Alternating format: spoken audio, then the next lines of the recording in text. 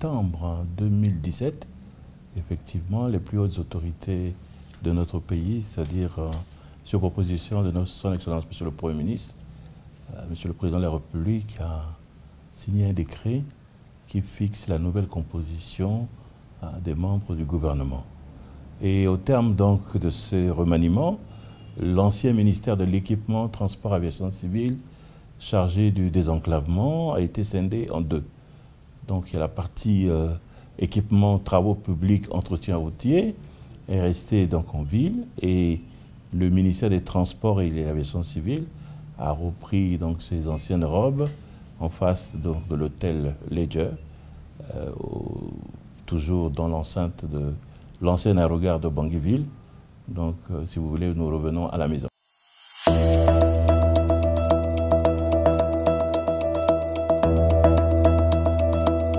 Je suis revenu sur le transport. En vérité, il n'y a pas beaucoup de changements. Nous sommes peut-être deux ministres à nous occuper du secteur aujourd'hui. Mon collègue, le ministre des Travaux publics, s'occupe de la partie infrastructure et moi, je m'occupe de la partie superstructure, services, qualité des services, coûts économiques, compétitivité économique. Donc les deux missions sont complémentaires, étroitement liées. D'ailleurs, nous avons même une cellule de planification interministérielle qui analyse nos besoins et qui propose à nos partenaires les projets structurants qui permettent donc de désenclaver notre pays.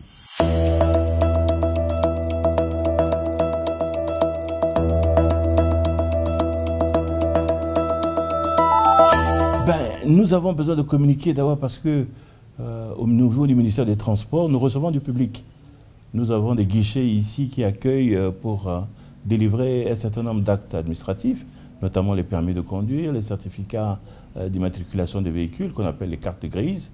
Nous avons aussi un volet de sécurité routière, donc nous faisons beaucoup d'actions de sensibilisation vis-à-vis de nos jeunes enfants, parce que vous savez que la rue représente un danger. Il faudrait que très tôt, nous fassions prendre conscience à nos enfants que la rue n'est pas un espace de jeu, mais bien au contraire, appel de notre part, notre qualité de parents et de responsables politiques, beaucoup de vigilance, appeler notre population à observer beaucoup de prudence dans la rue. Donc vous voyez qu'il y a de manière permanente des actions de communication vis-à-vis du grand public, parce que notre mission est de protéger aussi la population vis-à-vis des dangers de la route, vis-à-vis des dangers de transport d'une manière générale.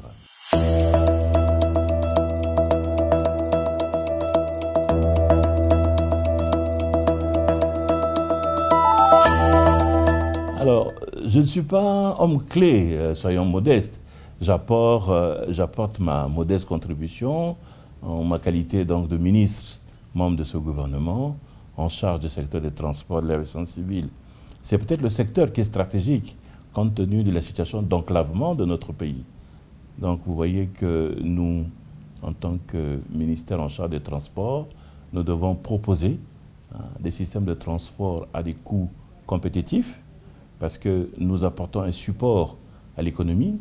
En matière d'export, nous devons amener l'économie forestière à être compétitive, l'économie minière à être compétitive, l'économie rurale, c'est-à-dire tout ce qui est produits agricoles, nous devons les transporter à moindre coût afin que les produits centrafricains arrivent sur les différents marchés à des coûts très compétitifs.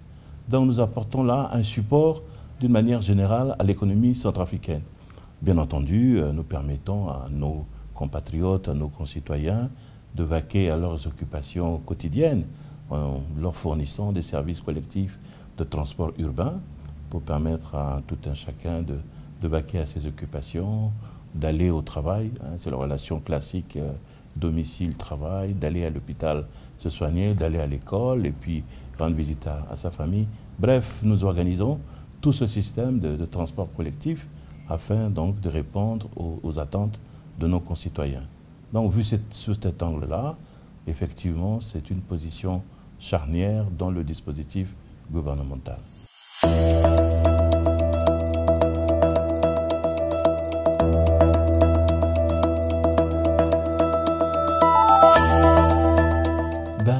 Je je dois vous avouer que votre question est très pertinente.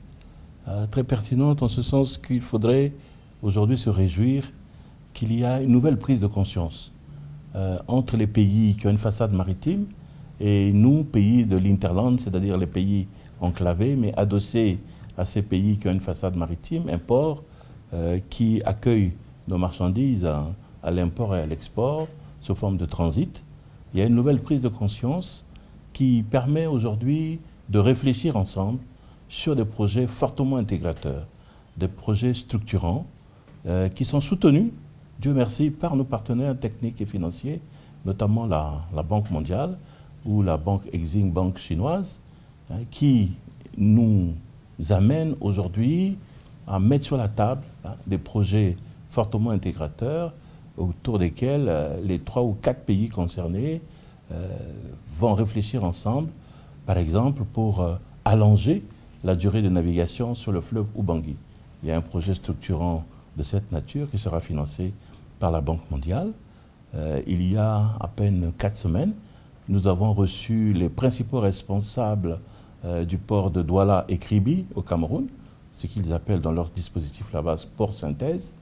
Donc ils sont venus indistinctement nous proposer des services de qualité et ils ont reçu donc nos opérateurs économiques pour les rassurer sur leur volonté d'accueillir de manière différente, de mieux accueillir donc les opérateurs économiques centrafricains dans leur démarche entreprise sur ces 2 plateformes, Douala, qui est opérationnelle depuis, et Kribi, qui vient d'être opérationnelle, pour leur permettre donc d'utiliser ces infrastructures portuaires pour les besoins de transit, à l'import et à l'export des marchandises à destination ou en provenance de la République centrafricaine.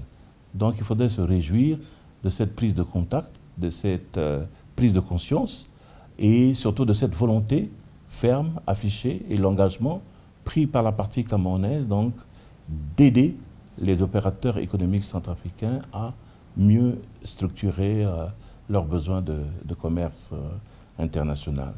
Il en est de même aussi de la République démocratique du Congo, par lequel transitent nos cargaisons d'hydrocarbures.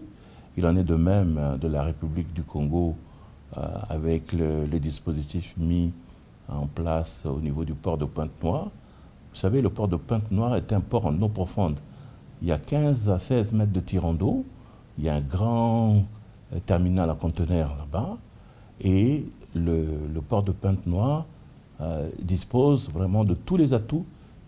Dans le jargon portuaire, ils appellent ça les superstructures, infrastructures et superstructures pour accueillir toutes les marchandises à destination et en provenance de la République centrafricaine. Adossé au port de Pointe-Noire, il y a donc une route maintenant qui arrive pratiquement à la frontière centrafricaine. Il nous appartient donc de terminer les 125 km qui rentrent en frontière et 100 autres qui arrivent à Bangui. Donc on est à 225 km de la frontière congolaise qui nous permet par la route aussi de désenclaver et apporter à nos opérateurs économiques une solution alternative aux problèmes d'export-export. En ce qui concerne le chemin de fer, la réflexion est en cours. Il y a des exemples probants au niveau de l'Afrique de l'Est entre le Kenya, l'Ouganda, le Rwanda, et qui nous permettent donc de nous en inspirer. Et nous réfléchissons très fortement à ces solutions alternatives pour continuer donc à opérer toutes ces opérations de désenclavement, soit par la voie routière, soit par la voie fluviale dont je vous ai parlé tantôt, en augmentant la période de navigation, soit par la voie ferroviaire. Donc d'ici une dizaine d'années, je crois que le paysage géographique de notre transport multimodal sera entièrement revu et corrigé. Il y aura donc plusieurs solutions pour arriver sur les façades maritimes, soit par le port de Kribi, qui est un port en eau profonde, soit par le port de Pointe-Noire, soit par le port de Matadi ou le port de Douala. Donc toutes ces alternatives sont offertes aux opérateurs économiques centrafricains. Maintenant, dans notre vision à très long terme, il faut envisager aussi un passage à travers le nord de la République démocratique du Congo pour arriver au port de Mombasa via Nairobi, parce que là-bas, dans la communauté des États de l'Afrique de l'Est, ils s'organisent pour créer un grand réseau structurant de chemin de fer pour s'arrimer justement à un grand réseau chemin de fer qui a été défini dans la politique des infrastructures au niveau de l'Union africaine et qui consiste à relier le port de Mombasa au port de Pointe-Noire ou le port de Mombasa au port de Douala à travers un réseau structuré de chemin de fer. Donc vous voyez que ce soit au niveau continental, que ce soit au niveau sous-régional, il y a une nouvelle prise de conscience sur la nécessité d'engager très rapidement les efforts afin de mettre en œuvre des projets structurants fortement intégrateurs, soit par la voie routière, soit par le chemin de fer, soit par les voies navigables. Et je voudrais me réjouir de cette nouvelle prise de conscience et qui reçoit par ailleurs tout le soutien de nos partenaires financiers.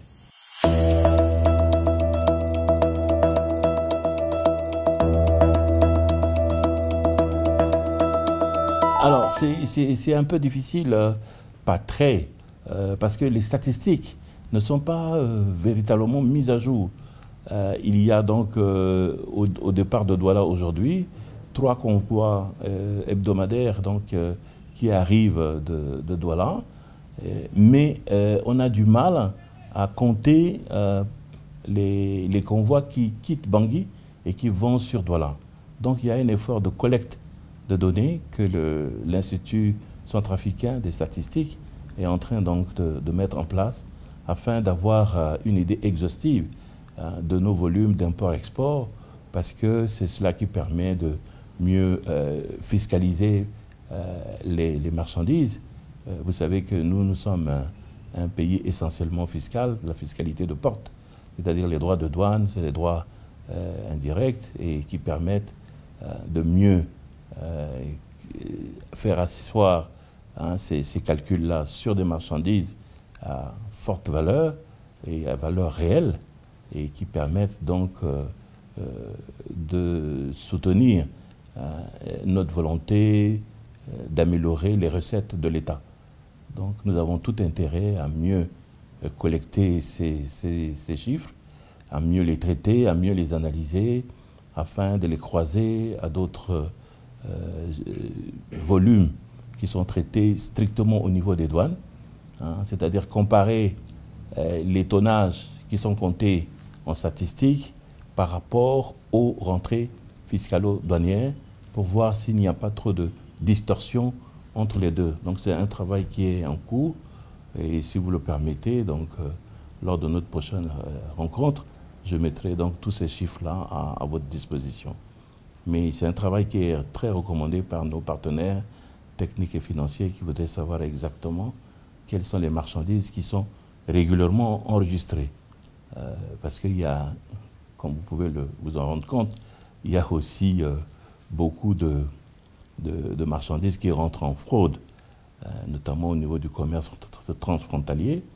Et il faudrait arriver à réduire ce volume de fraude pour rentrer tout le système dans le circuit officiel, de manière à ce que tout ce qui est comptabilisé au niveau des recettes de l'État soit véritablement exhaustif. Voilà ce que je peux vous dire sur la question.